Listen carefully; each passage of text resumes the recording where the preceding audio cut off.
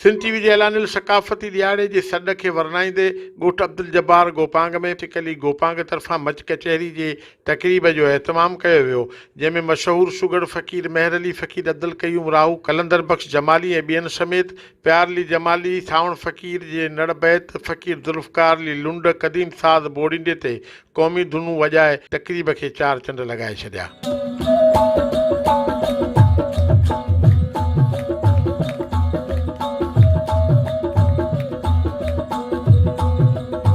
तक़रीब में शरीक मुंतज़मीन समेत शाइरनि अदीबनि सिंध टीवी न्यूज़ सां ॻाल्हाईंदे चयो त ते साज़नि ते सभिनी ते इहा कोशिशि कई आहे ऐं असांजी जेका सिंध आहे जंहिंजी शाइरी आहे आउं चवंदो सिंध जी त हसीन एतिरी त शाइरी सिंध ते थियल आहे जो तव्हां वेही हिते माना सॼो ॾींहुं पाण खे लॻी वञे तॾहिं सिंध जी शाइरी कोन खुटंदी। हज़ारों साल पुरानी तहज़ीब हुई मच कचहरी, उता कुंजूं कचहरियूं जंहिंमें भिटाई जा बैत